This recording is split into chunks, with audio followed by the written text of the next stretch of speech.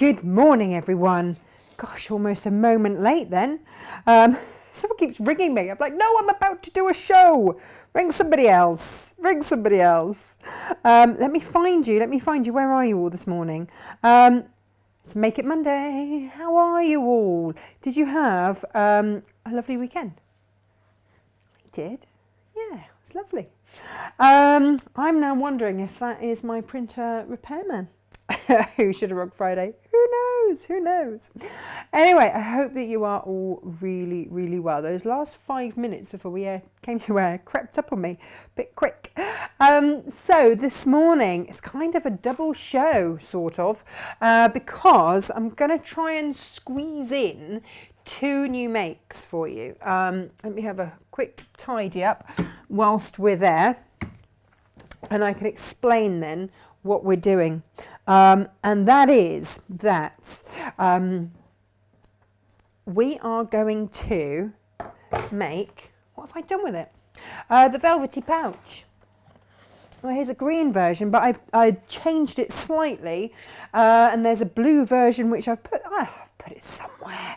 But anyway, what it has is this beautiful, let me show you this. This beautiful, beautiful ribbon. Look at that. Is that not stunning? And the other version that I did has got some stitching through there so that you can have 2 little pockets on the side there.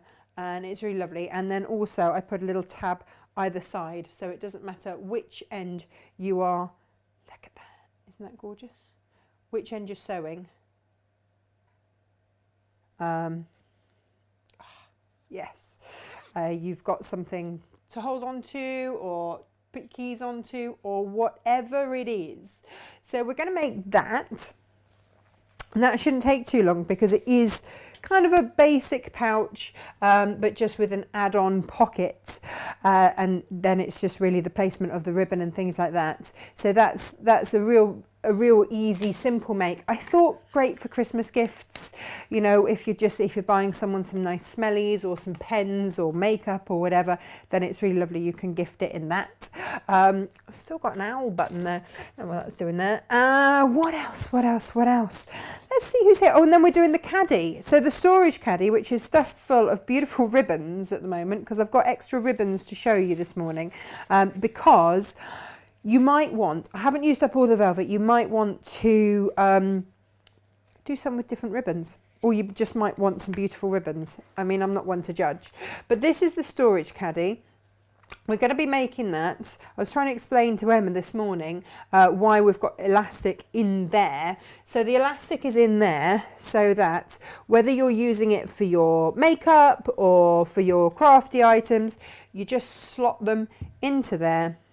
And then when it's time to go or you're ready to go, you pull it shut and off you go, and everything is held in the little elasticy bits. And then when you arrive, I've got one like this that I use for my makeup, and it's great because if you go anywhere, or even if you just want to have it out on the side in your bathroom, then everything is held in there. It's great for hair products and things like that. And they look lovely too. You can do it in your favourite fabrics. Also great for tidy-aways for kids and all that kind of thing. So that's what we've got. It is 1/2 metre heaven friendly. So that means that any of your 1/2 metre heavens, you've already got a beautiful outer and a contrasting inner fabric that you can use for them. So let's see who we've got on board today. Hello. I had a great thought over the weekend. Well, not just a moment of appreciation, massive appreciation that we've kind of got our tribe, haven't we, here, with all like-minded people, you know, all coming together to make, you know, lovely things and share a laugh. And yeah, so good morning, Claire. Good morning, Elizabeth. Hello. Hello to Heather and Steph and Rona. Good morning. And Debbie and Nikki and Jill and Heather McInnes. We have so many people up in Scotland. And Sally and Kaz, hello. And Joe and Anne-Marie, hello. And Lisa, good morning. From lockdown in NI. And Claire and Debbie and Hannah, good morning. And Nikki and Sheena and Simone, good morning to you. And Helen, is it that time already? I know. little bit like that myself this morning. And Alison and Myra and Linda, good morning. And Pam, hello. Phew, she's made it. Yeah, probably before me this morning. And Julia as well. And Bev and Arfon, good morning. And Margaret and Jackie and Kaz, hello. Good morning to everybody. And Naomi, I don't know if we've got both Naomis. We've got two regular Naomis. We've got Naomi H and Naomi P. So good morning to you both. And you both live up north. So I can't call you Northern Naomi anymore because you still don't know which one's which. And Daryl, good morning. And Sue and Sally, hello. And Jacqueline, good morning. She's top of the morning, Natasha. Well, hello. And Karen and Myra and Penny as well. And Karen, oh, wet and grey where you are. Do you know, it's just grey, bit dull outside. Lovely inside. So who else have we got? Oh, Claire's got a cup of tea at the ready. What a very good idea. Mine went cold. And Victoria as well. Oh, Karen. She's morning, Tash, and everyone watching. Woke up this morning a bit sad this morning. Don't be sad. We're all here for you. And that's the thing, isn't it? You know, everybody's going through stuff at the moment. And, you know, we all have days where we feel a little bit emotional and we can't, you know, we struggle to get our sojo on and or just to get on. But do you know what? Onwards and upwards, we've got to do it. So a big hug to you, my friend. And Jill as well, and Sarah and Barbara and Alan, good morning. Good morning. And Yvonne as well. Hello, hello. The pouch will make a lovely Christmas gift. See what I did there? I merged pouch and Christmas and came up with crouch. I mean, it could have been worse. Good morning, Julie and Rachel as well. Hello, and Alison and Linda. Good morning, and Fiona. Hello, hello. Thankfully back in the UK and isolating after a business trip to the far ends of the earth. Well, you need to specify which far ends. And yeah, does that mean that you just get paid to stay at home and sew now if you're isolating? Who knows? My friend's husband had to come back from a business trip and he had to isolate with his boss for 2 weeks, right? And they wouldn't let him go home because of his wife and kids.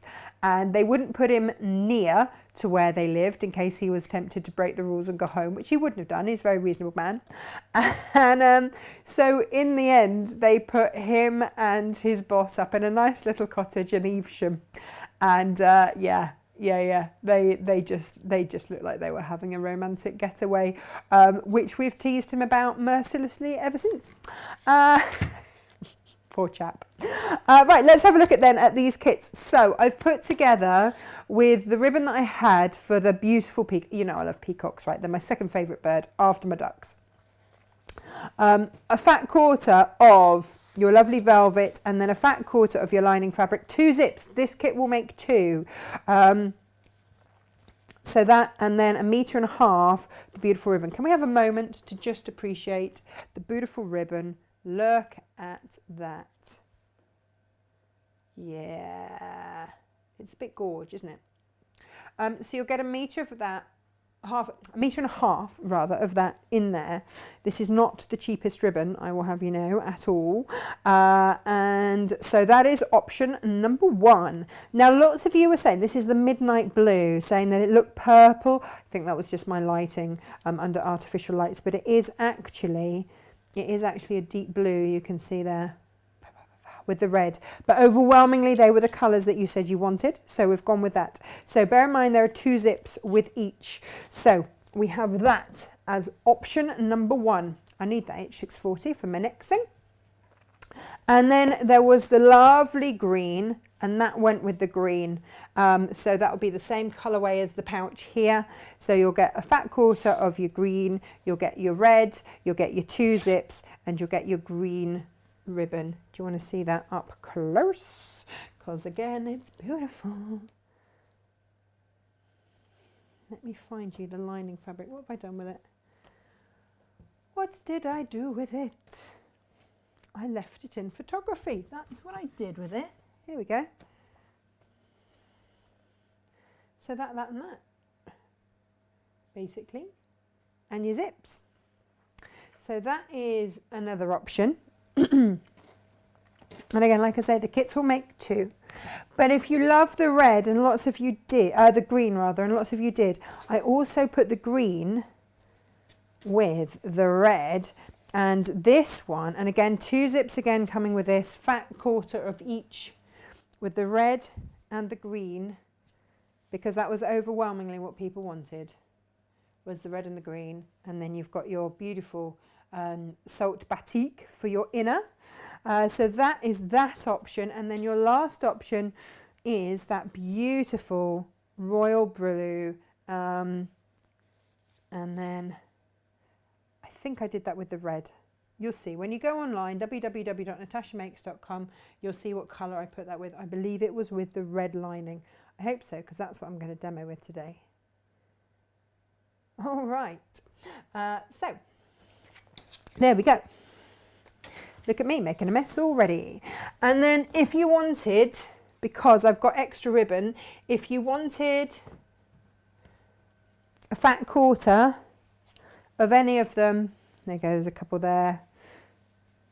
Then we have fat quarters of all of those gorgeous velvets, cut and ready to go. If you just want to make an extra one, or if you've got your own ribbon, or if you've bought extra ribbon here, different ribbon, or if you just want a little bit of velvet. Somebody did ask me about velvet for dressmaking. We'll have to get extra in, because this Inga and Jane got way ahead and had already cut, excuse me, already cut it up.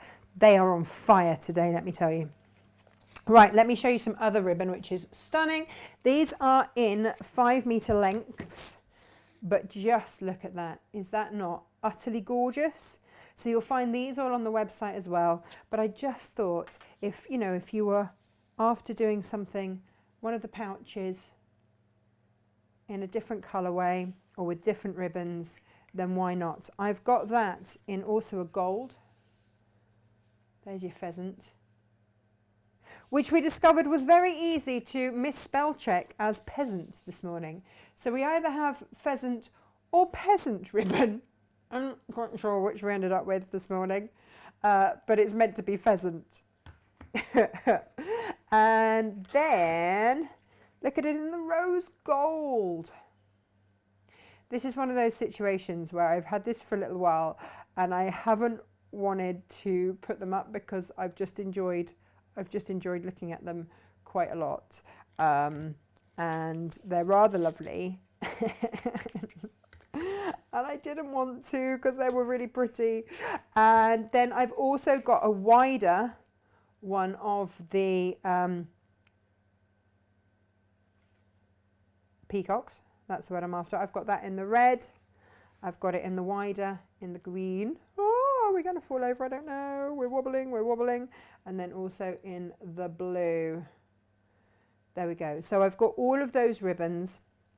Again, they're in 5 meter lengths for you. So if you wanted, if you miss out on the kit, or you don't like my colour combinations or whatever, you always have your chance to build your own. Isn't that gorgeous? Okay. So that's where we're at with the ribbon. I've built now a tower that is probably going to tumble down, potentially. Ah, yes. Oh, even better. It's going to smash everything on the way. Hooray. Well done me. Oh, it's one of those mornings. Excellent. Let's pop those there, see if I can stop smashing everything. I hope you're having a smashing time and not in the way that I am. Let's have a look.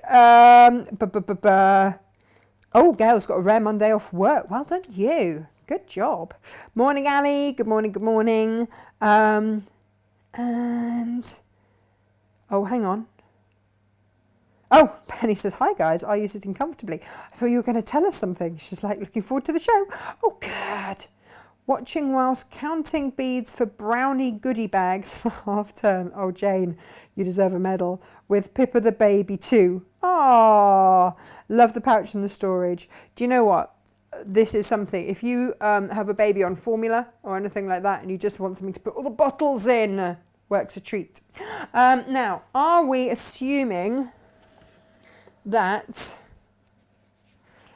got some left, I hate not using up leftover bits of fabric. So let me give this a quick press and let me see if it's big enough to use, in which case we'll do it in this gorgeous blue here and we can crack on. So the instructions are separate because I didn't know if you were going to be like making your own kits or, you know, if you wanted to buy more than one colourway. I don't want you to be like, oh, come on, Natasha, that's really unfair. So I've tried to make everybody happy. And in doing so, we'll probably make no one happy. But I've given it a go. Who knows? Right, let's see if I can remember what size strips I did all of this. This is the thing, isn't it? I always try and get a bit ahead, but actually it's quite tricky because if I get too much ahead, then I can't actually remember how I made the thing in the first place. Yeah.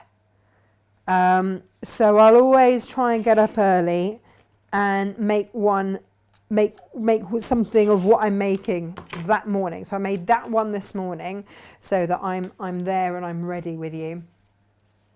It's just one of those things. I don't know. When I worked on the sewing course, it was always the thing to get X number of weeks ahead. But all the designers used to come and be like, I can't remember how I made it. Can't remember how I made it.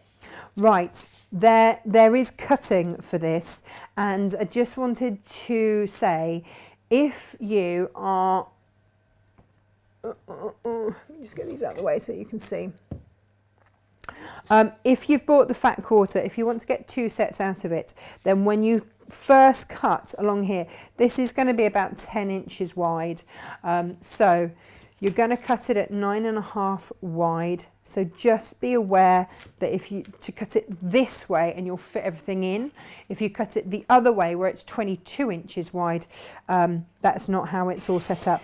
All of these cutting instructions, sort of a cutting layout, if you will, I don't know if I've got enough for another one there, are all in your instructions.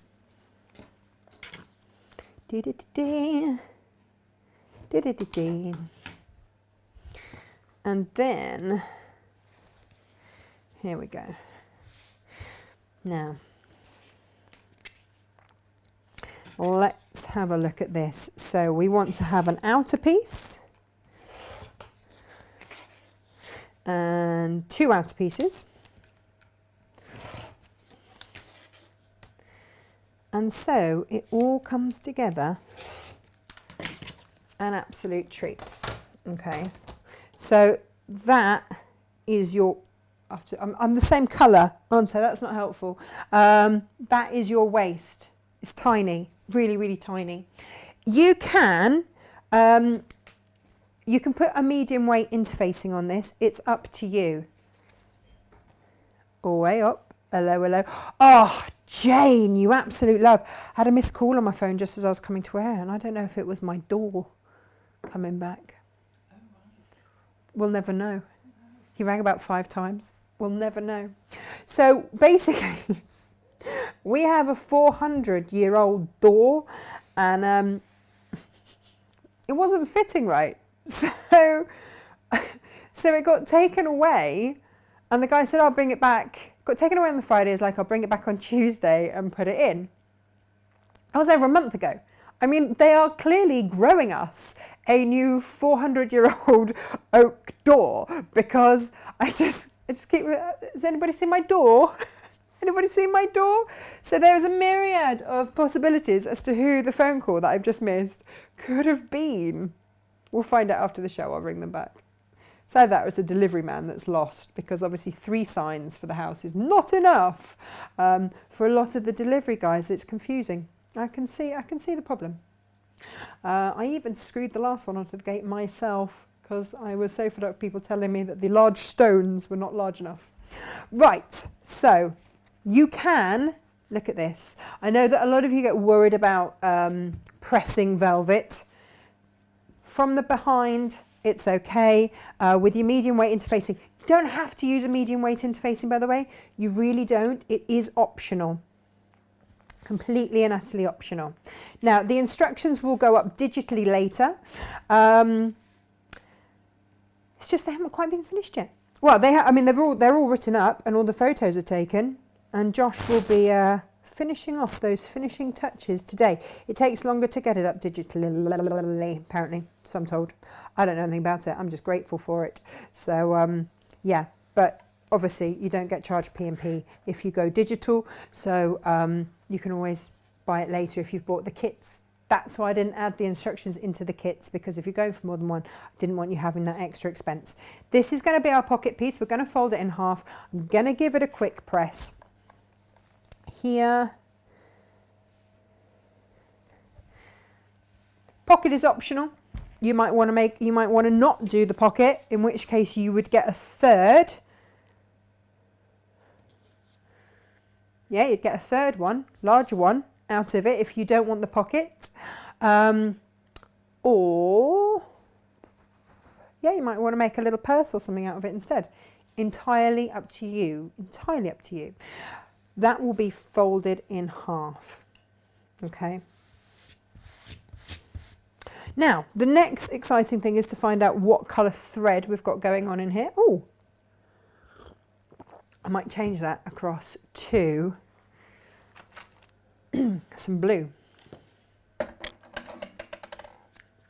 I need to get myself some more of my bobbin sorters. I splashed out and bought myself some more. My thread kept, it just wasn't quite working right. And you go through, don't you? Go through, is it the needle? Is it this? Is it that? And actually it was my bobbins. I was using really cheap bobbins that weren't dukey, darling. They just weren't dukey. So I splashed out and bought myself some proper dukey bobbins, because there's nothing worse. Otherwise it just looks like your machine doesn't work properly, and the machine's great. And I was like, I can't do that. So I bought myself proper ones that actually fit, not just, hope and what have you. But it's now meant, of course, I'm going to have some more of my bobbin and thread sorters, because I've got another however many. I mean, first world problems, right? But I do like my my bobbin and thread sorters. They're very good. They're very good. Okay, so we're going to start. We're going to top stitch down the folded side just to hold it there in place.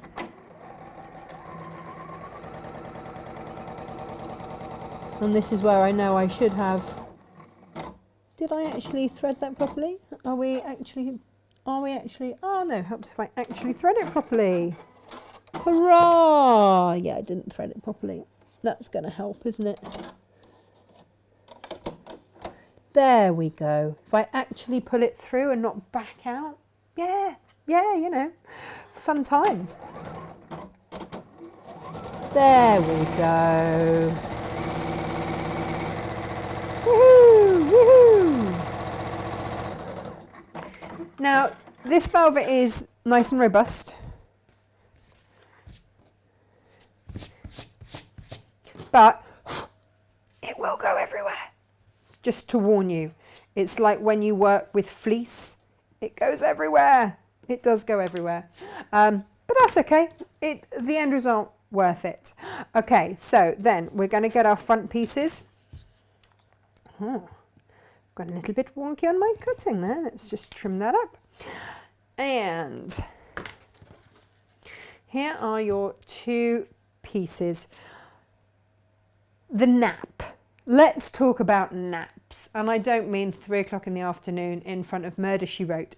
Let's talk about other... Actually, Time Team, when I was pregnant, used to be the one I used to doze quite happily to Tony Robinson. I love a bit of Time Team. Sends me right off. So, the nap. On your fabric, if you stroke it... We all love to stroke fabric, right? But if you stroke it, I don't know if you can see, it will go... It was kind of more obvious on the other one, but if I do that, you can see that there's a line where the fibres have gone one way. So I'm going to draw myself a little arrow on there. I'm going to find which way that goes on here. Draw myself a little arrow on there. And so can you see I've got arrows on all of those so that I know which way the nap goes. I mean, I could patent this, but it's just my way of making sure that I know which way my nap is, so that the nap can go the whole way round the same way. And that's just my thing. But it does really help. I'm going to need you, Mr. Ruler. Whoops! There goes my phone. Is everyone all right? Did I hurt anyone? No, we all good? Oh, Karen, lots of hugs for you. Okay, so pop your pocket on either one. It doesn't matter at all. And then just very briefly and quickly tack it in place. You're going to use later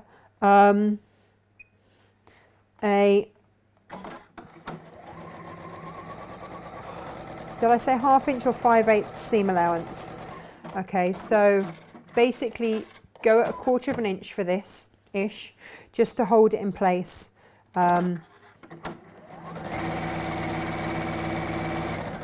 Saves you pinning stuff. And if you want to put in double pockets, little pockets, then do so now. Whatever increments you want. Now, if you want to just go halfway, then do the old tried and tested halfway, mark it, and then the beautiful thing about velvet is that you can just mark it with your nail, that halfway mark, and I would go forwards and back, pop that in the centre there, forwards and back, just over that top bit, just where that sort of that pressure point would be.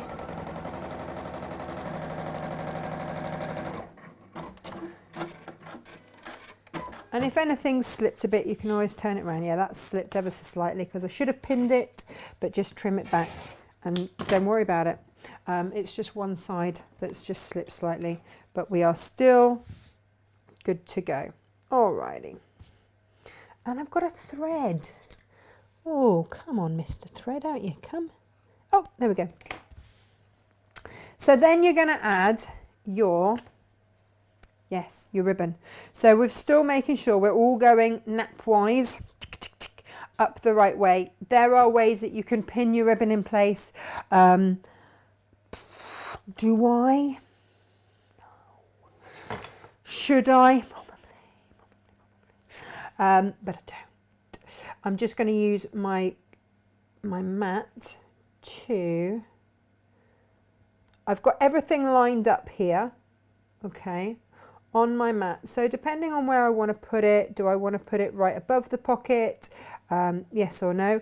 And because I've got both lines, pieces lined up together, I can just run that quilter's tape along there and get it in one long strip.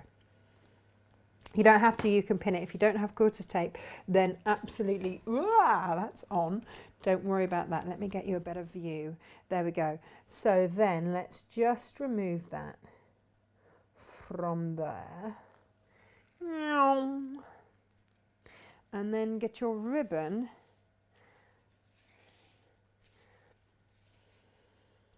There we go. Inga tells me this morning that she used to make rosettes for gymkhanas and things and the like. So she's like, I know my ribbons, she said, and this is very nice ribbon. There we go. So and that's basically just tacked in place. And then all you need to do, trim that there. I just double check. You can measure it all if you want. And then we're just going to run a top stitch along the top line and the bottom line. And then that's going to be that held in place, good to go. My pocket is slightly wonky. I would, if I had the time, just, that's why it would gone a bit skew-whiff there. But it's okay.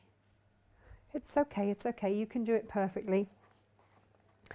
Right. Oh, I'm trying to put my foot on the plug. I'm not going to get very far, am I? Just put my foot on the plug. So off we go again.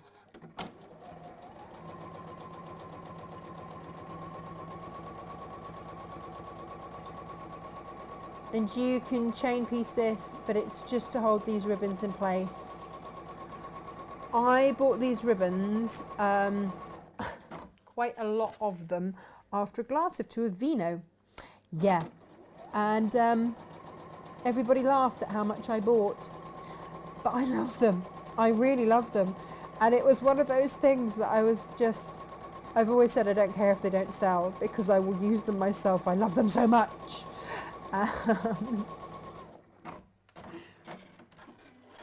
Which possibly isn't the best business proposition in the world, to be like, I don't care, I leathered myself.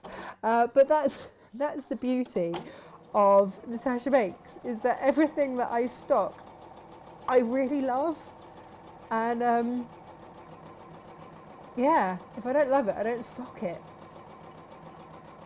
which is just great. And the other thing is, if you don't like velvet, or you run out of velvet, or you want to just keep making this with other gorgeous ribbons, then obviously, you know, the pattern allows you to do that and just keep with the same measurements. You can adjust this however you want it to be.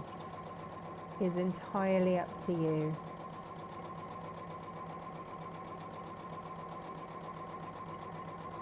And like I say, that's why I've done the extra velvet on its own. There we go, and the extra ribbons as well. So there, that's all stitched on in place. It is such a quick and easy make, this one, honestly, it truly is. And then, oh, we just need to do the zip. So, oh, no, that's a lie. I'm going to put the tabs on. Again, this is optional. I just thought it looked quite nice. So I did a 2-inch length, like so, and like so. And then folded it right ways round and just popped it on there. And again, just with these, just tack them in place within that 1/4 inch seam allowance. You are okay.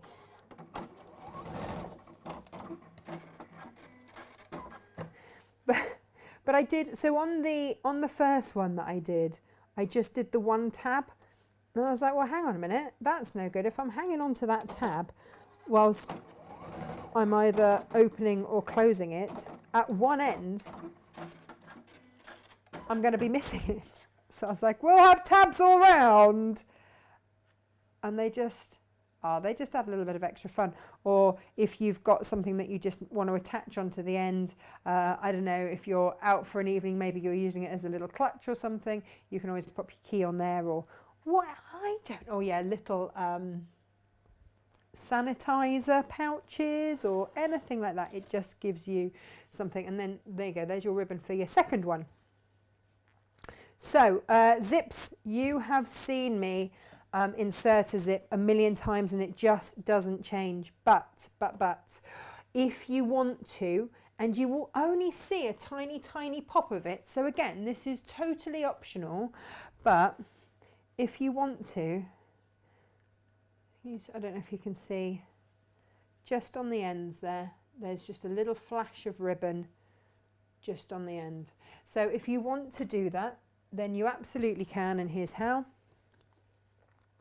Simply get a little piece, wrap it around, just past that metal edge. It does look nice, like it does look nice. Trim it, turn it under if you want, but pin it and just run a little line.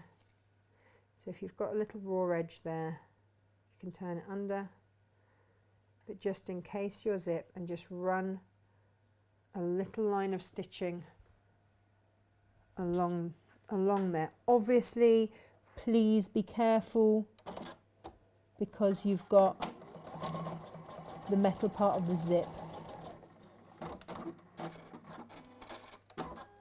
But just hold it in place with a line of stitching. You could even do yours straight. Mine went off on a little bit of a wonk there, but that's okay. That's the joy of the live show, right? I unzip this a bit because if it's zipped all the way up, you can see it splays. Might even treat myself to a pin, you know, let's go crazy, why not? And again, underneath and round.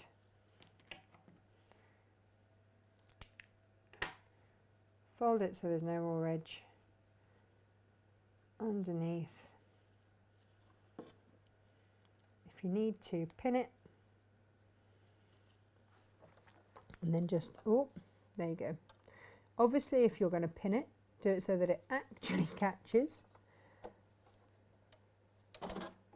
There we go.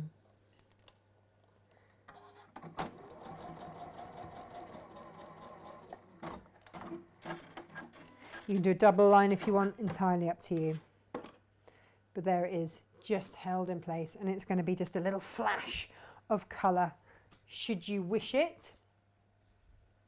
Zips. Until I had made a gazillion pencil cases for my son's school, and daughter's school now, because Emily's there too, I still always needed to refer back, and probably still do, for this. So you can pin, again, you can always pin these. I use Quilter's washaway tape because it's nice and easy and quick and non-messy, and pop that on top.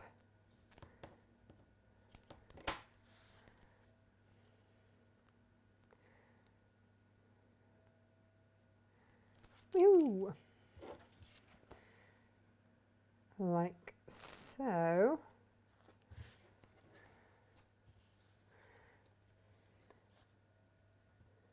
There we are. Just adjust it if you need to. Nice and straight on there.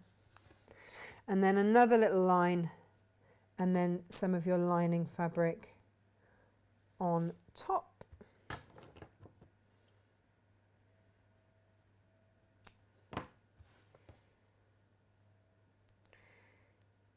There we are. There. Okay. Line that on there. Then you are going to need your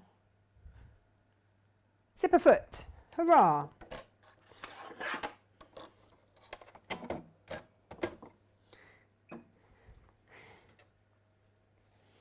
Now, if you need to move the zip down, do. And then off you go.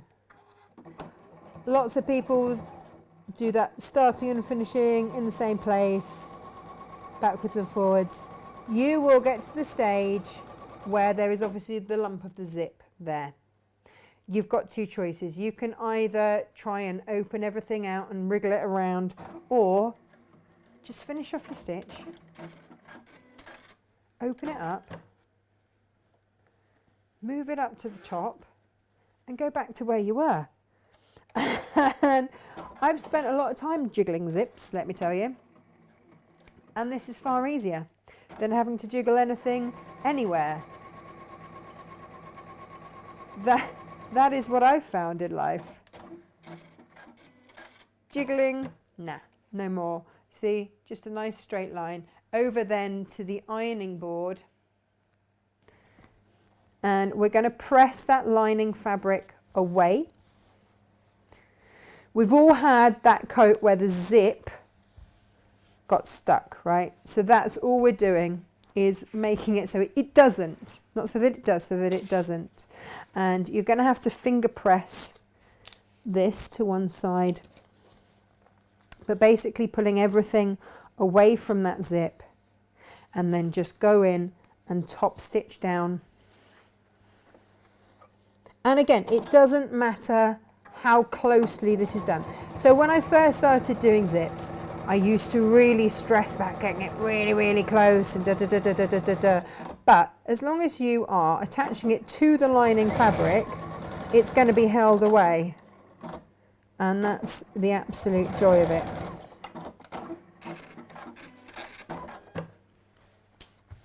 Okay, and then we're going to repeat this to the other side.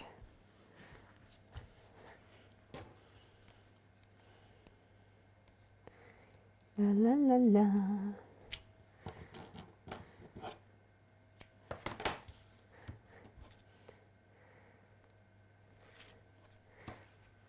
There we go. Along the top there, flip it.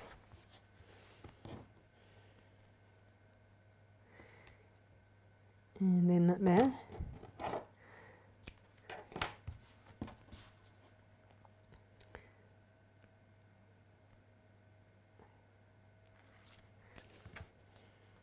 Here we go.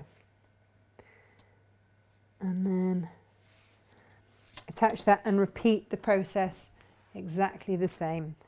Okay, so run, oh, if I start this side.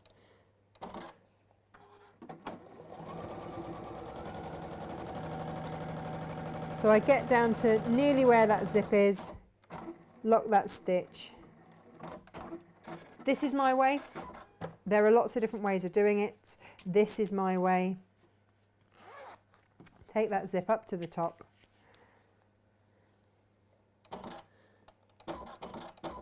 Whoop, there we go.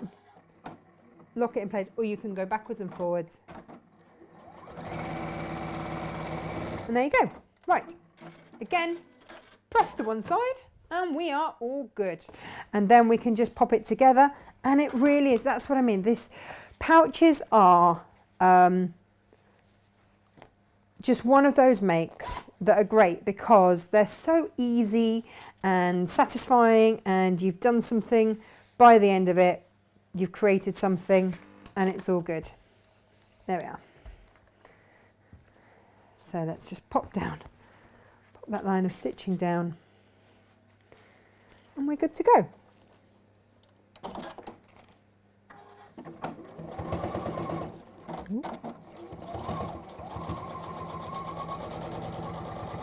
And I'm not having to do the starty stoppy thing because I've started far enough away that I don't need to. And then the mess with everything. Put that down there. There we go. You want to bring your lining fabrics together on one side and your velvet pieces together that side. Now there's always that thing of what side do you bend the zip to? Bend the zip so that, push the zip towards the lining side, okay? It's got to be folded one way or the other, okay? And at this point, one side might be a little bit longer than the other. Don't worry about it, just increase your seam allowance. The seam allowance is not written gold. I've made it slightly larger to allow for lots of layers or that kind of thing, all right? And also the lining, sometimes the lining doesn't quite line up, and that can just be that it's sewn slightly differently where you did the lining, where you lost my words today. What's the word that I want? Where you top stitched over that zip. There can be a million reasons. It really doesn't matter. If the lining fabric is slightly smaller, it doesn't matter. You're going to leave a turning through gap. I suggest you do that on one of the side edges because then it's just less obvious, and we like that. Roughly pin it in place. What I would do is sew along that bottom first, hold that in place, and then you can sew down the straight lines. Just my suggestion. That's just what I did, and that just seemed to help. So swap your feet over. Just because you've got quite a lot of layers on that bottom one.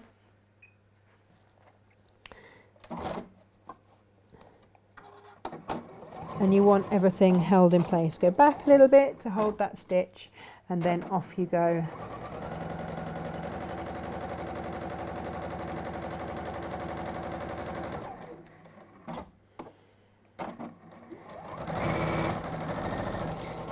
There we go, backwards and forwards. And we're good. And then if you want to just go down, you can always swivel, it's up to you. But here you'll see where you did your basting stitch Oh, nearly had a big schoolgirl error there. Open the zip. I've even written it in the instructions. Make sure you open the zip. Oh, how many of you are shouting that at the screen then? Eh? Open the zip, Natasha. Open the zip. Yeah. There we go. If you want to go backwards and forwards over where the zip end is, then you can, then do. It's entirely up to you, just to reinforce. I didn't actually find there was any need.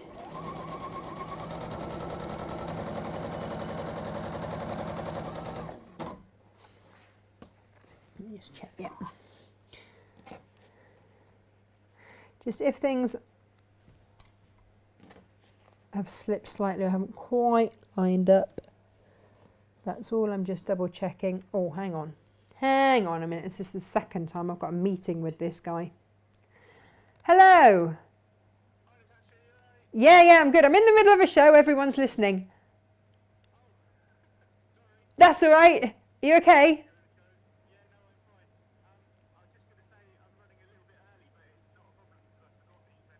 Yeah. But if you come, then Jane can have a look through and make you a cup of tea. All right, see you in a bit. Bye. Yeah, you see, that's one of my suppliers. So it kind of has to be taken, because otherwise we're not getting beautiful fabrics. So the rule of thumb is generally you never answer your phone. But yeah, sorry about that, guys. Sometimes it has to be done. Oh, sir. And he did know. He knew that we were doing a show. He'd just forgotten. That's okay. But that, yeah, that's Lewis and Irene fabric, that is. That's beautiful, beautiful fabrics. So we answer that call. I guess I never realised before I did all of this just how far in advance everybody has to work. Like, we've all watched The Devil Wears Prada. We've all watched it, right? And there's that scene, isn't there, where she's like, oh, it's not just such and such a blue or turquoise. And she goes into the spiel of how it was picked and chosen and this and that. And it's kind of true. The amount of time and effort and everything that everybody is already on to next year's stuff and decisions. And that's what that meeting will be. That will be all of the fabrics that I get in for you guys for next year. I mean, it's nuts. It's absolutely nuts. And I was saying to the guys at Lewis and Irene the other day, you know, when I first ordered with them, because each time I get a delivery, I have to ring and double. Because when I first put all my order in for this year, we were only a couple of months old, not even that. And it was terrifying. And I just remember sitting there it was February, that's right, it was Stitches, it was the NEC Stitches show. And I just remember sitting at their desk, firstly thinking, what am I doing? Become a buyer. And not knowing how much to buy of anything, being absolutely terrified about how I would pay for it all. If you guys didn't want it, if it didn't sell, like, but just doing it anyway, just having this blind faith that Natasha Makes just had to work. There wasn't another option. And you guys have not let me down, not for an instant. It's been phenomenal. So yeah, I just hope now, it's one of those things, just hope I get enough. So just turning it through that turning through, I snip the edges, there you go, snip those. I do love this, how rich is that colourway, just beautiful. And if you've still got your hand through your turning through hole, there it is, then you can really ease out those edges. If you want to box the bottom, then do. If you don't want to put the interfacing on, then don't. It is entirely up to you. All of these things are optional. So like I say, totally up to you.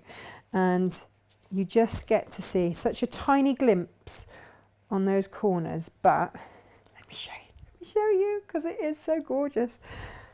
Look. Just, come on camera, switch across. Yeah, it's been worth it. So pop that in. You can stitch up, slip stitch or whatever, but there you go. There is your velvety pouch. You can put whatever you want in there. Maybe it's going to be gift vouchers, whatever. And there it is, there with your little tabs on the side there for you. Give it a gentle press with a cloth if you want.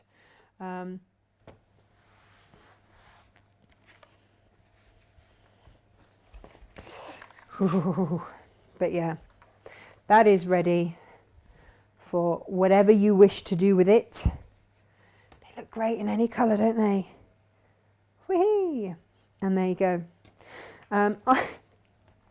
Sometimes I'm like, what? Do my family watch? And then I sort of hope they don't, so that I can actually use these things for Christmas. You never know. All right, quick sip of tea and let's do the next one. Is everybody okay? Let's have a quick check-in with everybody before we start the next one. And hello Val, hello. And Oh, Alison says, hope this will help. Not a great feeling. I think we're back with Karen not feeling happy this morning. I often have a sinking feeling in the morning. A dose of Natasha will put a smile on our faces. We are all here. Guys, we're all in it together. Honestly, we are all in it together. Oh, shiz, I've had really vivid dreams last night about someone trying to steal my dog, so I woke up a bit frantic. That's the word. I hate that. Bad dreams. And you can't shake them, can you? You just can't shake them. Karen, if it's any consolation, I once dreamt that my husband was unfaithful to me with Britney Spears.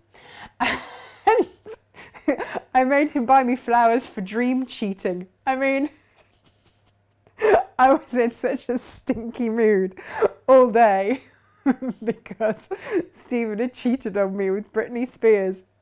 I mean, what is going on in my head? But yeah, but you do, don't you? Sometimes you just have those dreams and you wake up and you know it's not true, but you still, you get in a bit of a funk and you just can't quite get out of it. So if if Mister's there, get him to buy you some flowers, and luckily your dog's all right. Now, how gorgeous is this fabric? Takes a minute.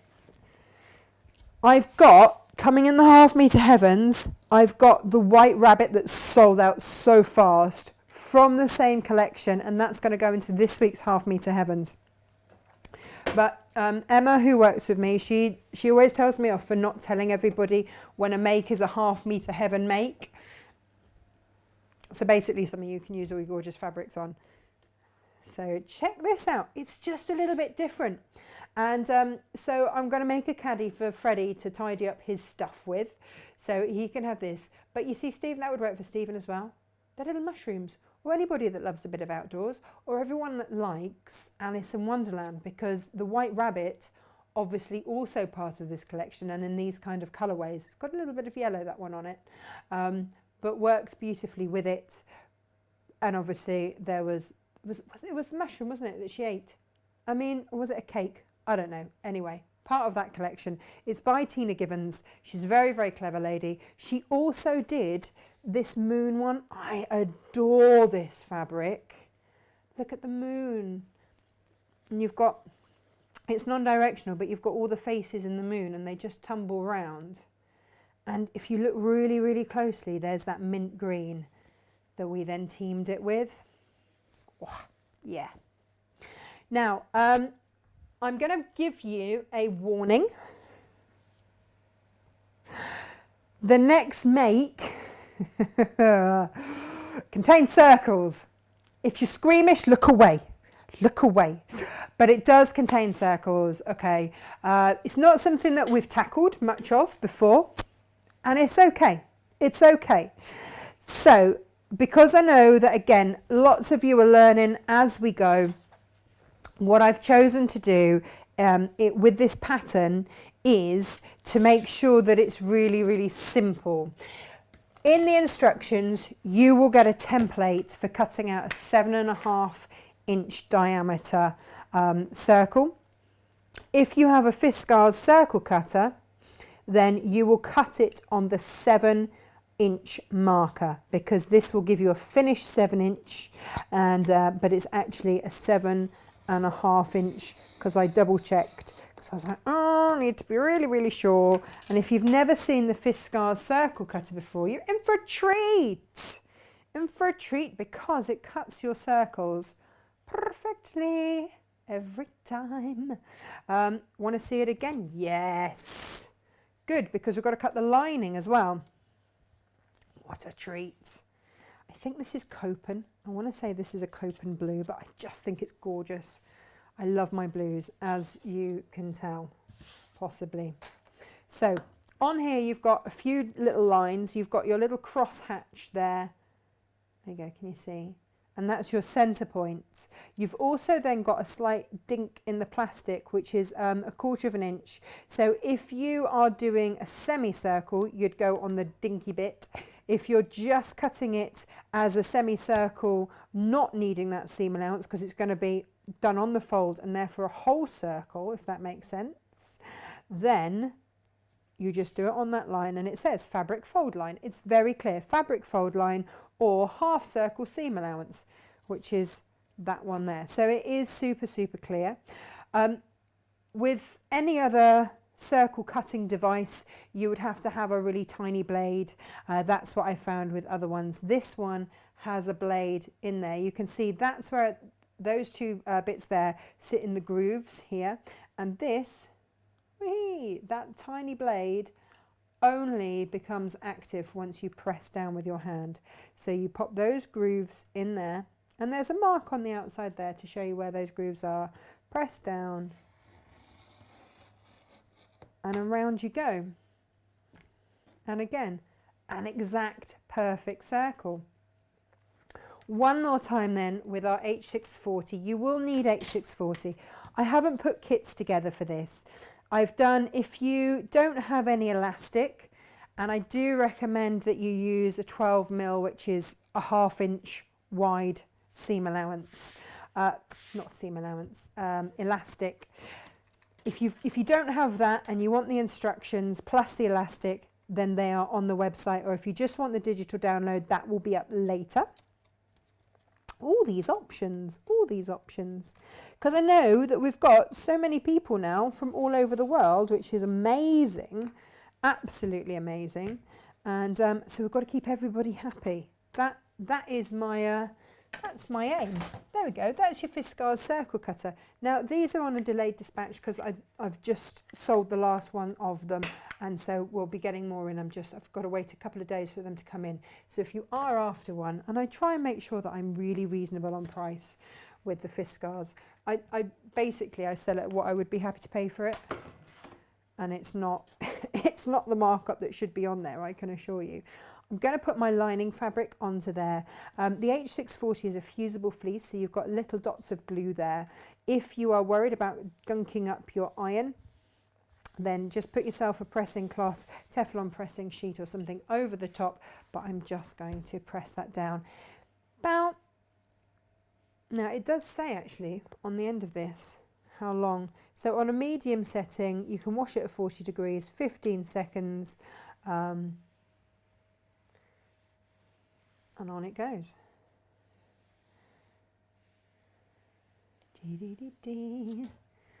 Or there or thereabouts.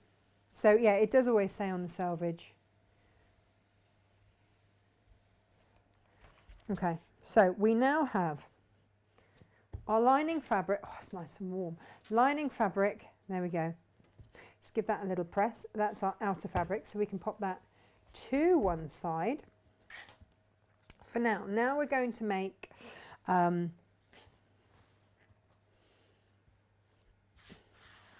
outers. Well, all of them, outers, inners, all of it. Now, you don't have to make this as tall at all, if that makes any sense. This is up to you. So if you are careful with how you cut, or if you just want to If you just want to do it so that you can make 2 out of your half-meter heaven, you might just need to use a strip for this bit from somewhere else. But otherwise, the strips that you use, you can get 2. There certainly is lots left over, that's for sure. So you could make a smaller one. You could make nesting ones. It's entirely up to you. But again, just trimming off those raw edges, and then, oh, that was naughty. Didn't put my blade away. Now, because with this one, I want to have the contrast. Oh man, everybody's ringing today, aren't they? I'm just going to do another little 2.5 inch strip there. So that's what I mean. You might want to do that in a different colourway if you want to get 2 out of your half-meter. But otherwise, I've got that strip. We'll put that to one side for later. That's my outer, my lining rather. Pop that there. This is my outer. So it's one of those things, isn't it? If you've got the right tools for the job. Oh, hey up.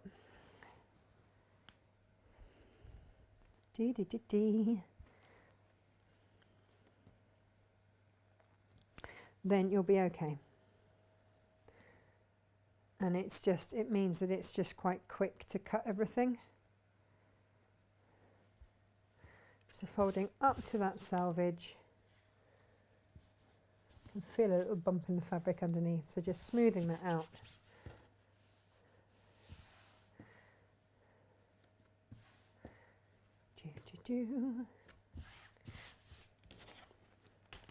And then just cutting again. People often say, why don't I pre-prepare some of this? And I want it to be in real time. I mean, look, this is all the fabric that I had left over. They're full width of fabrics there. Yeah, I want it to be in real time for you so that you can see, minus the chat, how long it would take you to do. So then all you need to do here is then just chop off your wonky bits.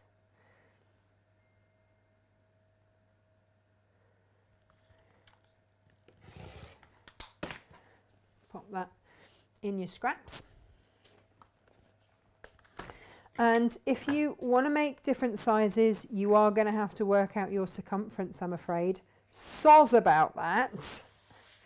Yeah. I've used my mat to measure this, and you can do that. I've just got to remember how big it was. Well, we can always trim it back. If in doubt, go larger. I'll show you how to cut it down later. And again, more big scraps. Great stuff. Oh, did you all manage to get, by the way, whilst I remember, I did the mystery half-meter bags again. So you got 4 half-meters, 3 a designer, 1 is like a half-meter heaven in terms of you get a matching colour, a plain or a batik in with it. So you know that you've got a matching pair, as it were, and then everything else is a bit of a lucky dip. And that's just like the odd 1 or 2 bits that we've got left over of something, or something. Just I had a tidy up, basically. I had a tidy up, and it was what needed to go. Right, so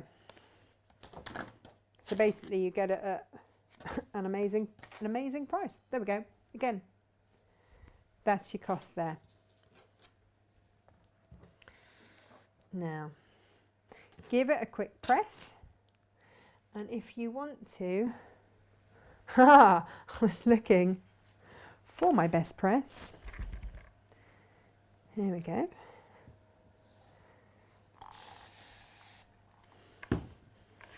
Did you manage to get a hold of the bigger bottles as well, by the way? I haven't even checked stock of those, so I don't know if they've all gone. The ones that took us months and months and months to get. Oh my goodness. And also, if you want to giggle, Karen, then go and have a little look on my Facebook page at the artwork that Emily's school sent home. Because I'm not going to lie, I spat out my tea and choked when I saw it. Because I'm a child. It's as simple as that. So basically, and the fact that it was labelled the Enormous Turnip as well did not help the situation. I guess I don't know the Enormous Turnip, but Freddie reliably informs me that the Enormous Turnip is a story about trying to pull an enormous turnip out the ground. And what they've done is Emily's had to cut out all the characters and then thread them onto a straw, so they've had to hole punch all the way along it. I should have brought it on air to show you because, I laughed until I actually cried. And so you can imagine that they've cut a little hole and the straw has gone through every character. Every character! Wow. Wow. I didn't know what, wow. Just, wow. And school said they didn't notice. Because obviously I put it all over Facebook and everything because I was so busy laughing. And I said, Mrs. Everly, what have you been teaching our children? So yeah, that cheered me up Friday. An absolute treat, I have to say. It's very funny. Very, very funny. Right, I'm now just cutting my H640. This is available. I think we do this by the meter. I can't remember. It's on the website anyway. If you want some, grab some. It's really handy. Right. So again, we're just going to add this onto here. I have not cut that the straightest I've ever cut stuff, I'll be honest. But there we go. It's not the end of the world. Lining fabric on top and press into place.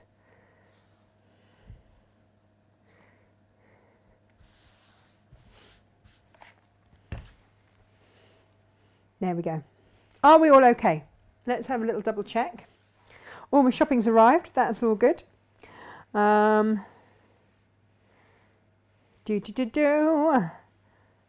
Hilary. Lovely to have you with us. We get people from all over the world. It's lovely. Karen's in a happy place now. This is good. This is good. Mouse Lily Bamford. Good morning. Welcome to you. And Elaine. Hello. Hello. Elizabeth says, it doesn't look like cheap ribbon. It was not. I think you know your what your customer base want. Yeah. Even after a glass of wine, Elizabeth. Absolutely. I only bring stuff on that I would be happy to have myself. And that's my ethos. And that's the really beautiful thing. I don't have buyers. I am the buyer. So if I don't like it, I don't buy it. Now, having said that, Jane's got a head start with our Lewis and Irene supplier, but I trust her. She's got great taste. And she will now have things for her projects on her Wednesday workshops. So it's one of those things that I practice what I preach. So all of these fabrics I am happy to have in my home and to make projects out of myself. So yeah, happy days, happy days. New Zealand and Tonga, Natasha. Oh, that's where Fiona's been. Oh my goodness. Is it wrong that I want to move to New Zealand just because I heart their Prime Minister quite a lot? She's amazing. And Geraldine's just put me on her TV. Now you can see everything more clearly. Oh, fantastic. Morning, Claire and Patricia. Hello, hello. Lovely show. Loving the show from St Ives. Oh, I love St Ives. Your light is always fabulous. Kirsty's sorry she was late. It's okay. Don't worry. Don't worry. Don't worry. Who else have we got? Anybody else that I need to know about? Loki, good morning. Yeah, Geraldine, the ribbons are beautiful. They are absolutely beautiful. Oh, and Jackie says too much temptation as usual. Well, you know, we try. We try. And Jackie's got sunshine. Nice. Gemma sent me a message. Do I want a cup of tea? Got one now. Thanks.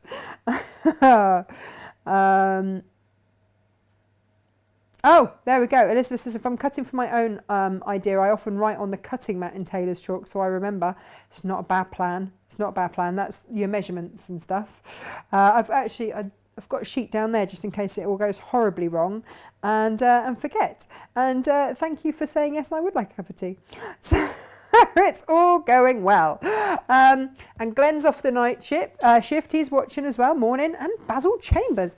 And April as well. Oh, April, we've got to start shipping your order to you, haven't we? For those of you that do live abroad, I know that you have said thank you ever so much for doing the downloads patterns, and again we're working on getting all of our patterns so that they are digitally downloadable. But if you do ever want anything and you think that we won't ship, do like April's done. She's got in touch, gone, there's this fabric I really, really want, and you know, we're happy to make the exception to get it weighed and then just pay, you know, the postage as per, because otherwise it seems a bit unfair, doesn't it? That poor SJ's going to be, what have you done? Inundated, sending it here, there and everywhere. But, you know, I don't like the idea of people not having what they want. Makes me sad. Right, oh, hang on, what have I done? Got to, just going to turn it off and on. If in doubt, I touched something I shouldn't have. I was getting all sort of flowery things going on. Stitches that were not going to do the job and were not my 1/4 inch. That's what I love about these machines. If in doubt, turn them off and on and all will be well again. Right. There we are. Fabulous. Right. Okay. Let's do this so that you can see. I have done this so that you start around or about 1/2 inch from the end, okay? And you will put right sides together. This is your lining. Oh, no, we don't. We do the elastic first. Oh, that could have been awkward. Here's your elastic. I did it about 3 inches up from the bottom-ish. Bum, ba-dum, bum, bum. There we go. And just lay it along there, and then just pin it in place. There. And pin it in place. And I do it without any tension or slack in it, okay? For the simple reason that what I found is if you have certain things that you want to put in, and I did actually, I don't know, well, you probably haven't noticed at all, the first caddy that I made, the first prototype, is actually a little bit shorter, and I know a lot of you have got these, and I just thought if you want to put this in, it needed to be a little bit extra tall, so I've just increased the height of it. But if you want to put something like this in it, just rest it over and just put a mark the other side of it. I mean, if it's really deep like that, add a little bit extra. But it's not an exact science. Just pin it, and then you'll know where you're going to, well, either mark it or pin it. But otherwise, I just put them at random intervals, like some for pens that might work, or scissors, or whatever it is that you want to put in, or if it's for makeup, then, you know, tube widths. But generally, just lay it on top, like so. And the elastic, the extra give on the elastic. So if I show you, if I pin that in, and you can always check it by pinning it all in place and then just sliding said item underneath. So if I want to pop that in there, is that going to? There you go. Yes, it is. That's going to be absolutely fine if I want to do that. If I think it's going to be too tight, then just extend it across a little bit. But it is entirely up to you. But I'd say pin it, check it, and off you go. But for today, I'm just going to put them at random intervals. And then just sew in place. I really struggle with the terminology for this. I was like, divvy it up. Is everyone going to know what I mean if I just say, just divvy it up? So first of all, I'm just going to tack those edges in place. And then I know that they are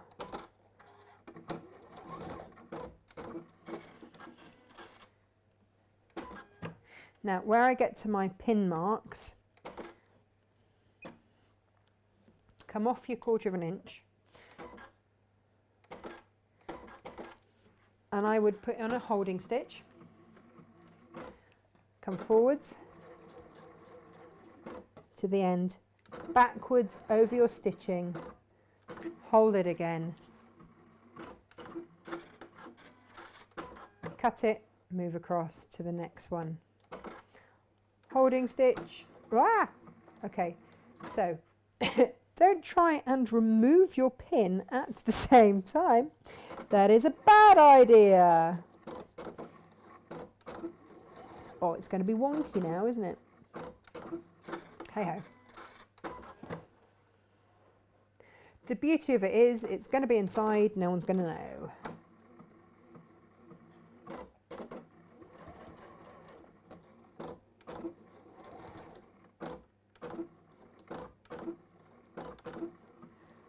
You can do it in white thread as well, so it's not so obvious if you want.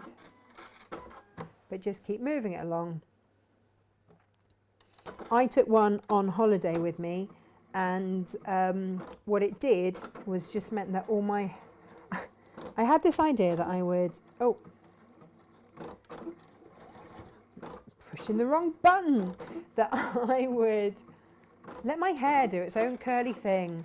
And so I bought all this stuff like oils and things to help my hair not be frizzy and fuzzy, but be beautifully curly as apparently nature intended, right?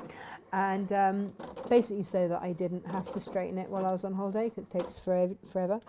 And yeah, so all those tall bottles sat in it beautifully and didn't spill everywhere. And then all the tanning creams and stuff like that. As in, like, you know, so that we didn't burn. We didn't go on holiday and then go, oh, walk out the Saint-Tropez. Although maybe that's how people actually get even tanning. It's not actually real. Do you reckon they just fill in the blanks? Fill in the dot. I've got this tanning line. There we go. Fiona, I now want to know what you do to be whizzing off to all these exciting places. Oh, that sounds very exciting. Right, so you can snip your little whatevers. And as we were, right, circles, let's not worry about them. Let's go in. And actually what I'm going to do, I'm going to sew it from this side. All right, so I'll start up this end here. I'm going to leave around about 1/2 inch-ish. Oh, look at that, spot on. Yay, I have reached the age of eyeballing. And I'm going to line up that corner there, but so it's kind of straight. And I'll show you this as we start to stitch across here. So, here it is, 1/4 inch, foot down, holding stitch, and we are good. Okay. So basically, the very top of the circle, what do they call it? The apex or something? Just, you could spend hours pinning this in place. You can, but it's not a tiny circle. So just every couple of stitches, I just move it so that the circle is basically straight with that edge. Okay.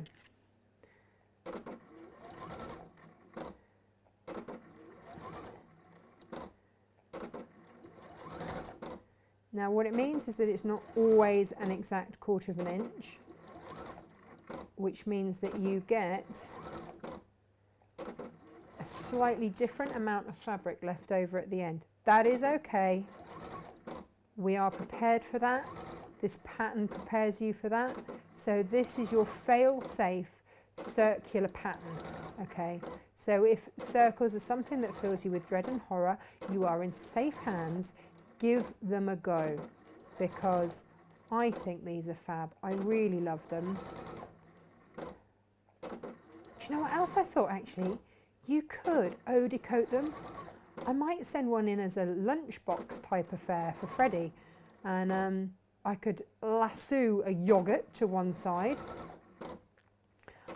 an apple into another, a banana into another bit, but just take your time as you're going round. It means that you don't have to put in a gazillion pins as you go round.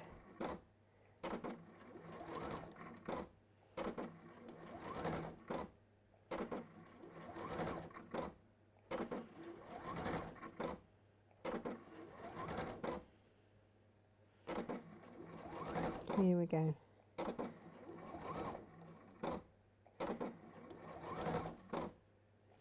Round we go.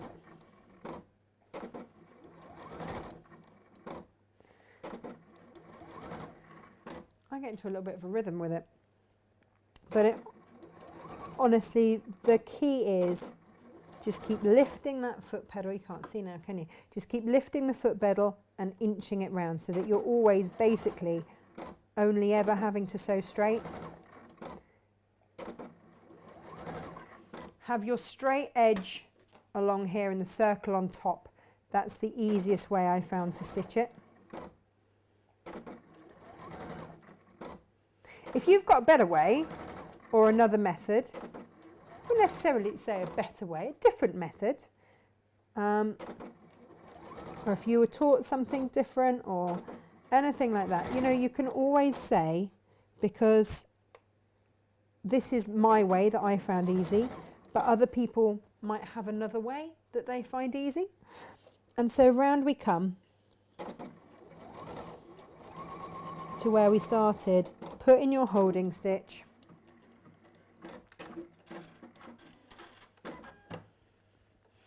And there that is, stitched all the way around. Now look, that's your seam allowance there and there, okay?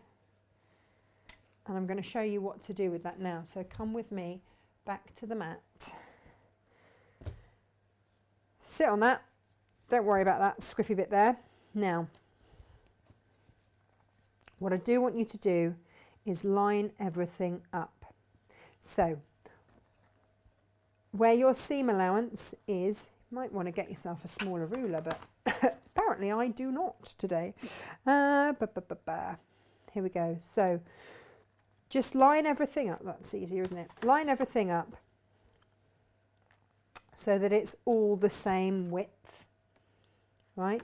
So line that bottom line up there so that when you draw your seam allowance, all of these are basically parallel. So they're all in the same. So the however far you've come in, I've explained this really badly, haven't I? So basically, however far I've come in at the base here, so I've come in, there we go, there. I'm going to mark off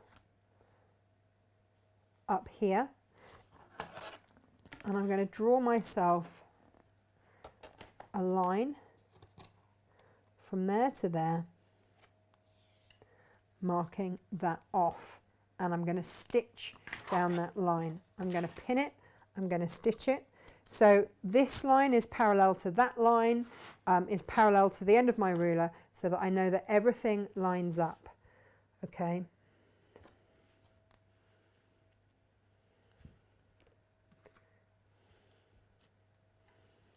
And just stitch from where you came off your circle there, just stitch your straight line down there. Okay, this will make sense soon. Well, hopefully anyway. So holding stitch,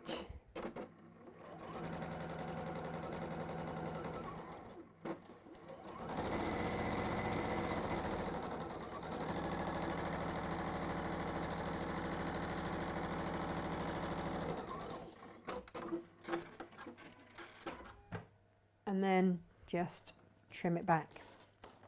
Trim it back to 1/4 of an inch seam allowance. So use your ruler, trim it back.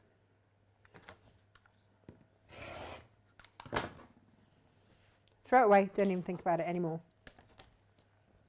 And then, ooh, there you go. That is your inside done. Are you panicking yet, thinking, how on earth are you going to get seams to match now, Natasha? What are you doing? What are you doing? Oh, look, this is my way, and this takes the fear out. I promise, I promise, I promise you. Right, I chose this fabric for a couple of reasons. Firstly, I heart it a lot. And secondly, it's directional, whereas neither of the other two that I'd used before had been directional. So again, I'm going to start about 1/2 inch in, but this time I'm making sure, because obviously the last one was a plain, this time I am making sure that, give that a quick press, that my direction of my directional print is going up that way. Okay, so again, lining it up so that my first bit that I sew is basically straight. Okay, and we'll do that again. Hopefully this might be easier for you to see, because there we go. It's not as floofy, technical word, technical term, and round we come. So again, every little bit, stop, and it is just minute adjustments, or pin the living whatevers out of it. I mean, it is entirely up to you.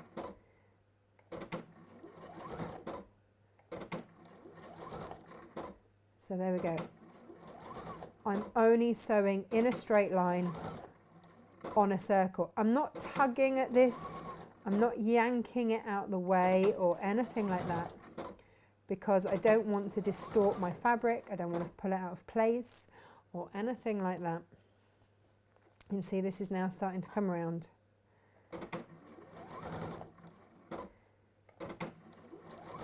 And like I say, I'm not saying I've invented this. This is just my way that I found easy, and if you know, circles are something that you've put off sewing because you're not quite sure, or it felt a little bit daunting, then give this a go, because I try and do things like a common sense way. Might not be how the how you get taught things at sewing schools and things, but if it works, does it matter? A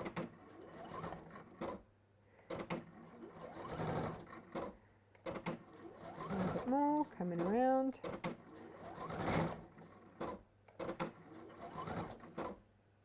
And because I'm only going a few little stitches at a time,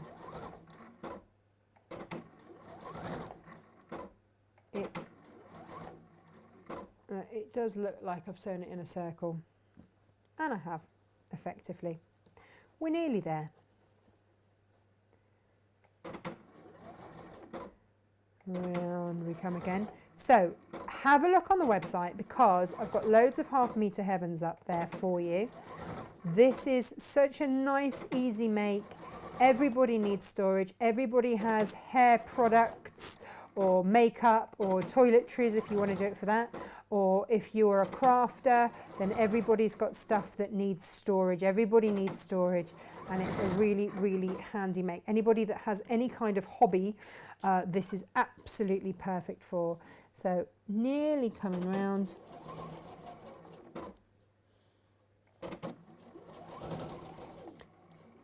And my stitch finishes exactly where I started.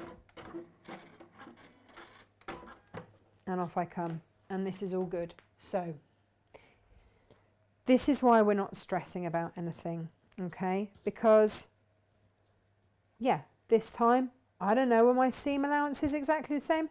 Who knows? Who knows? Does it matter? No. And here's for why. Because all we need is for this rim at the top to be the same as this here, okay? So all I'm going to do is measure from where that seam, move my cup of tea out of the way for you, measure from where that seam is, so not including the seam allowance. I'm going to measure and see how wide that is, and I will make a note of this. So that is 10 and a half. All right.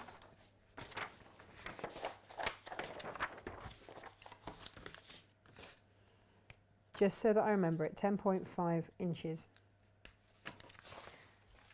It's a little reminder to myself. So, and I'll do this in pen so that you can see. This has just come off my sewing machine. So all I'm going to do is line these up so that they are equidistant all the way up, okay? And then I'm going to put my ruler onto here, and I'm going to measure that from the end here, that 10 and a half,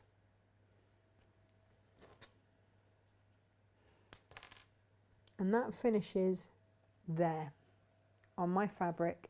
So now what I'm going to do, that mark where I finished sewing my base to there, I'm going to draw me a line. I'm going to make sure that I keep a turning through gap. Okay, can you see that? I'm going to pin so it doesn't shift. But I know that this top bit here is the same width as the top bit of that. Okay. And when that is pinned in place, we'll see that. I'm going to stitch down to there. I'm going to put in a holding stitch. I'm going to move down to there. That's my turning through gap. And I'm going to sew to the base.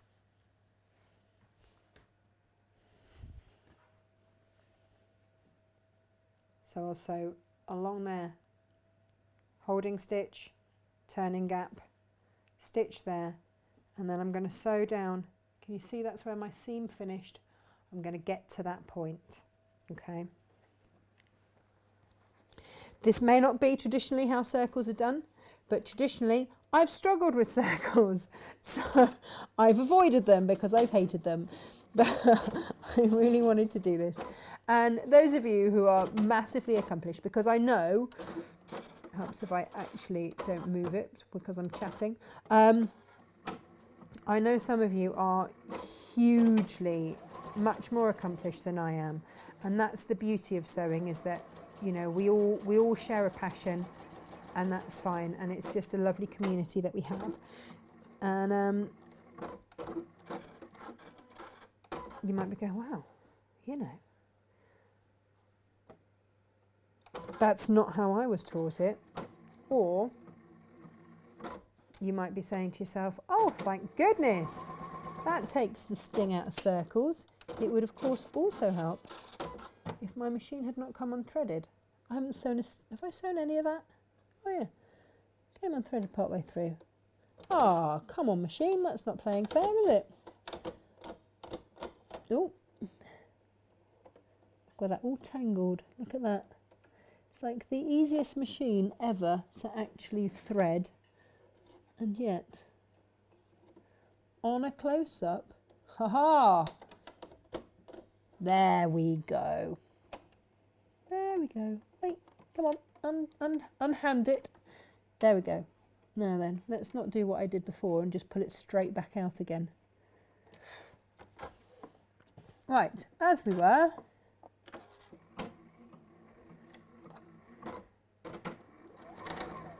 sometimes what I've noticed is, ooh, something is not happy under there.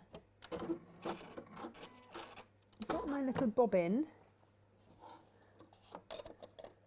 What's going on, bobbin? Talk me through it. And how have I got two lines of thread? There we go. Ah, that could be why. Do you ever think that sometimes you need to have like a degree in CSI to work out with sewing machines when they decide that they're not happy what has got their goat? I do sometimes think that. I'm like, I am not mechanical in any way, shape or form. Yeah, you see, that is not happy. Right, let's go. We're going in for a whole rethread, ladies and gents. Bear with, bear with. We go through it, don't we? We see if there's something easy to fix straight away, or if there is something else. Now with this one, I have to put that down to thread it. It could just be as well, this is the other thing, sometimes if I've caught, oh look there, there's a bit of extra thread in there that nobody needed. That could be making it sad. But, do you know what? We all have these issues sometimes, don't we? So, we may just as well. We're all in it together, right? Let's try again. How many times is that? Is it third time's the charm? Oh. Ah, that's better. Did you just get yourself het up there, my little machine? There we go. Right, now then, where were we? So, now you can trim that back.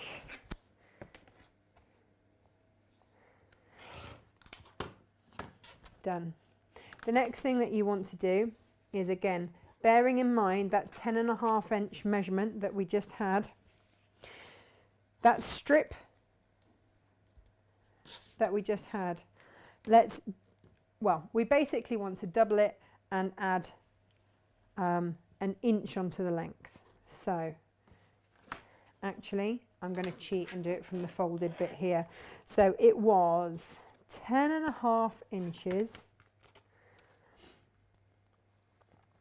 and then add an inch, right?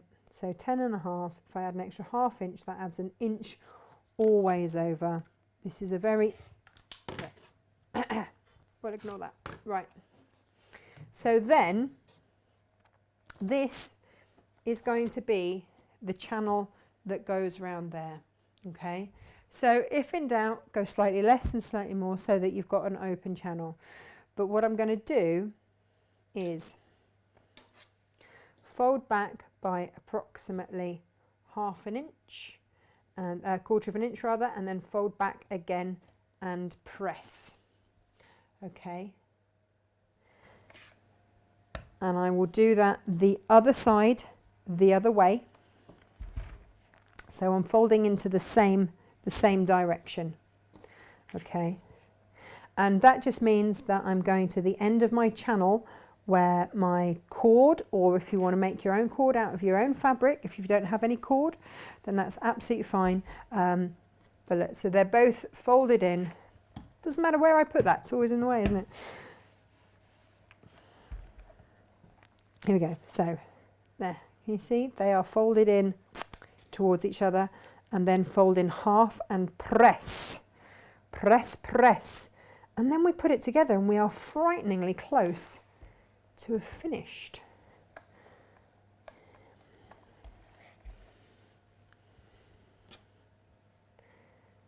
This is my big steam iron. I'm sorry if it looks really ungainly, but it's got its big steam pot on the floor there, and I should probably have it a little bit closer.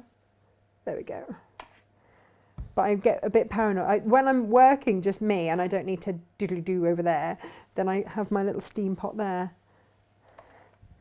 I basically need another iron, but I don't know which one to get. Right, so component parts that we have now. We have our lining with all bits and bobs in there. We have our outer. Turn this the right way round and pop it into here so that you are right sides together. It looks really weird, and The reason that we attach the H640 to the lining, normally you'd do it on the outside, is because I wanted it reinforced when we did the elastic on, so that your stitches have gone through your fabric and then your H640 to just give it that extra woof. Now, here we go. And I will show you this on a close-up, so don't worry. Match your seams, okay? But at the same time, we're also going to drop the channel in. We're going to put it in folded edge first. So by the folded edge, I mean this edge here on the fold. That's going in first. And the end bit with no raw edges, because we just folded them over and pressed them, that is going next to my seam, okay? So I am going to have a sandwich of my lining fabric, my channel, let's call it a channel, shall we, for now, and then my outer fabric. And that's what I'm going to have all the way around. Let me pin that in position. So all the raw edges are facing up.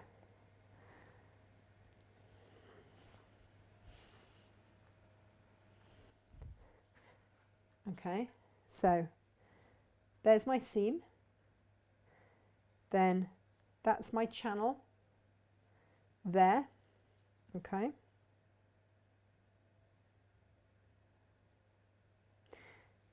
And then that's my outer fabric, right sides together with my lining fabric. And I'm going to go around, look, I've got all of these raw seams here. And yes, this is how I want it to be. So this is wrong sides facing that channel, okay, because that's just going to pop out the other side. So as long as you get your head around that, you are good. And I'm just going to pop, yes me, I'm going to pop a couple of pins in there, not at that ridiculously awkward angle for a close-up, but just around here. Now, if you want to do that fancy schmancy thing where you find the halfway point and you and you do that just in case you have to stretch and wiggle a bit, you can. Or you can just pin it because you did that beautiful thing of measuring how wide your bag was and how wide your outer had to be, and fingers crossed, hopefully, that will therefore all come together. That's the idea. Because I know that with circles, people get in a pickle and they're like, right, okay, so divide it in half and then match the halves, then match the quarters. Crikey. All right then. And off you go. So we've pinned all the way around.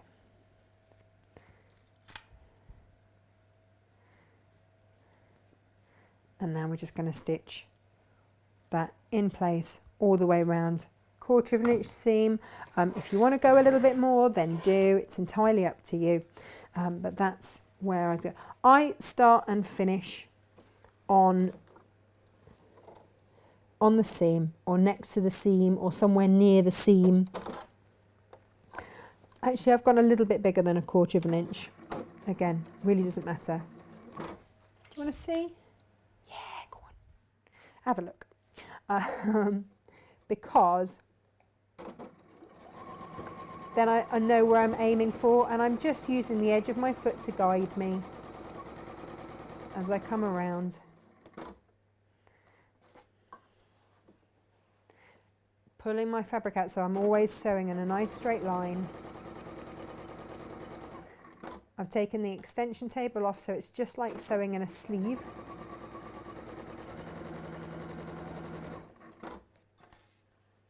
And it is super duper easy.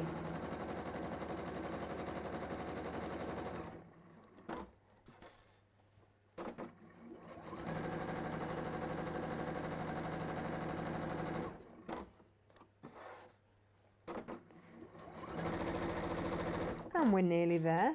Yes, we are. Ta-da!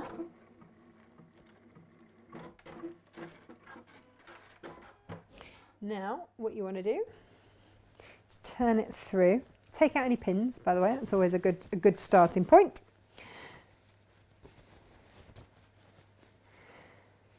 Now, if you just want the pattern for this, it will be available as a digital download later. If you want it with the elastic, and I've got 3 of these out of 1 set of elastic, then they're being sold with the patterns. If you want the pattern, just like a paper pattern that will pop in. Paper pattern will pop in the post for you. I think our post office has nearly got themselves right now. They went a bit wobbly at one point. And just kept shutting for no apparent reason and not telling anyone. But they've finally got themselves sorted, bless them. And catching up with the backlog as well. So that is your inner. So turn that in.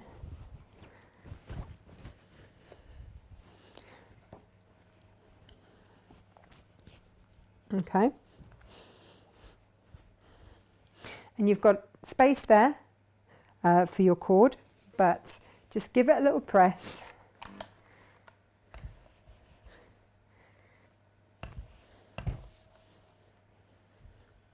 And then you're just going to sew around that top. So basically just top stitching round just to hold everything where you want it in place.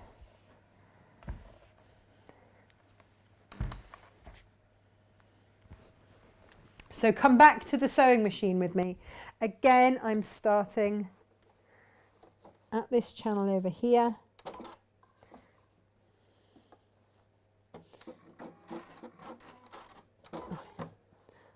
Just make sure that your inside is pushed down and it doesn't creep back up while you're not looking.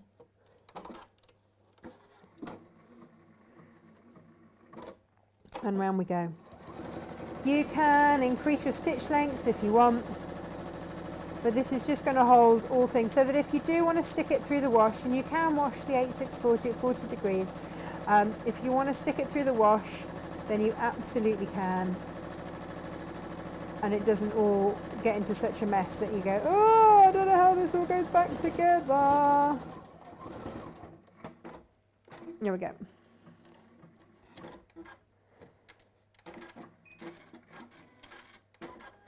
Okay, now you've got that base. So what you've got is everything in there, nice. You've got a gap here to thread through your cord. So then, or if you want to make your own cord, you can. And I'll just show you very quickly how I would do that. I'm going to pop in some cord. And all I say is when looking for the amount that you need, just go round it and then just add a little bit on for just tying. You don't want loads left over when it's open. Actually, I'll use that and then just trim it back. You've got your turning through gap here. So what I would say is fold back those seams, press them so they're nice and crisp, and then just slip stitch them shut. And I know that it's unusual to have your turning through gap on the outside, but honestly, notice.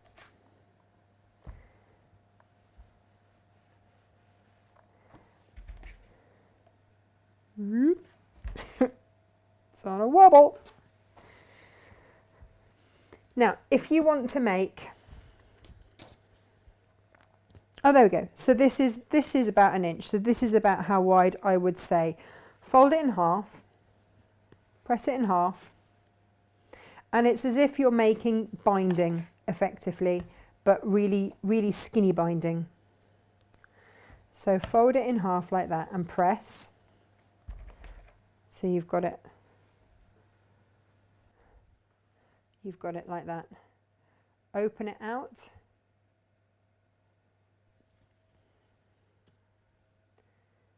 Hang on, need it to focus on this. Come on. Ooh. Wee-hee-hee-hee. Is he going to do it? Haha, there we go.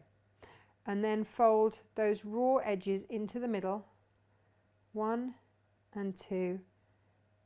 And you'll press those in place then you'll fold where you first pressed, and you will then just run a line of stitching down there, and that can be your cord. So don't think, oh, I can't make this, I don't have bag cord. You can make your own, and it will then match and tie in beautifully. Do get yourself, or if you want to use cord, do if you've got some left over from one of our other patterns that we've done, then use it. That's your bodkin there, and then all you will do is insert that and put it round. Again, you can use ribbon, it doesn't have to be bag cord.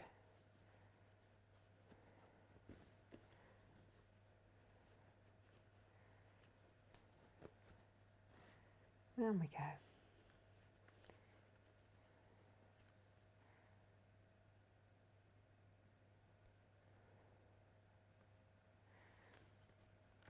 But you can see that that's threaded through nicely. I haven't had to do it with the safety pin and have it ping open on me halfway through and stab myself, which is, to be honest, what always used to happen. There we go. So what I would recommend is that you put your cord all the way through, and I've said exactly the same if you're making your own cord. Then tie it off.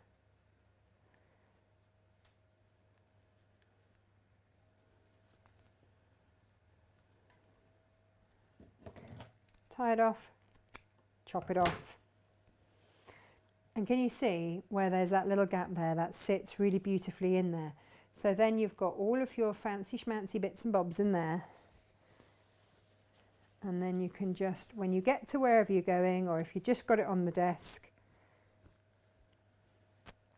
you can fold that down. That's all smart. And inside you've got everything that you need. You can pop everything in. Ha ha! Yes, this. So that can go in. I made a space for that one, didn't I, specially? Whatever else you need to pop in there, you've got it ready, accessible, held, and then when you're ready to go, pull it up, pull your drawstring, and everything is upright and ready to go. There you go. That's that. So it goes from there to there. Now tomorrow we are going to make a block holder. So for everybody that's doing the block of the month, this is absolutely ideal for holding those blocks. Or if you're someone that, if you're doing another quilt along with somebody else, that's okay. That's okay, we'll let you.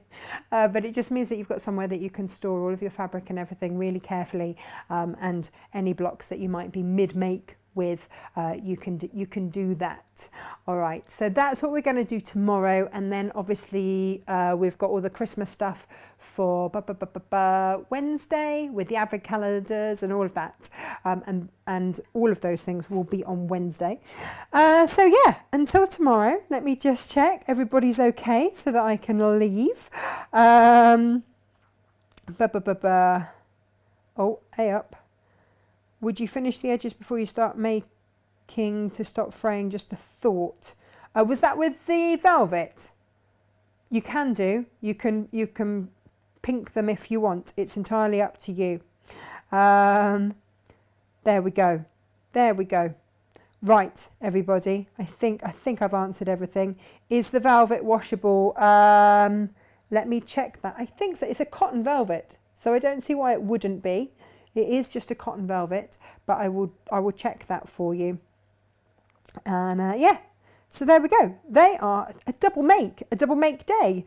Oh, Helen says, Steve says, hi, Natasha. He's just off out.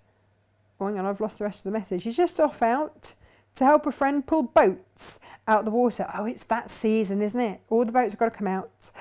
Says it's nice to be wanted. Oh, upside, I can spend all day and tell him it's my birthday present.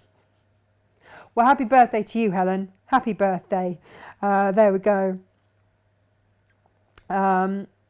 Becky says she wouldn't want to sell anything. They want to keep everything because it's all so pretty. Yes, yes. Don't look in these cupboards. It's like, and these are the bits for me. Yeah, that happens too. Right, everyone, you take care, stay safe. I'm going to go and see what beautiful fabrics I can bring for you next year. Sounds so weird saying that. But yeah, exciting times. Take care, stay safe, lots of love. Bye-bye.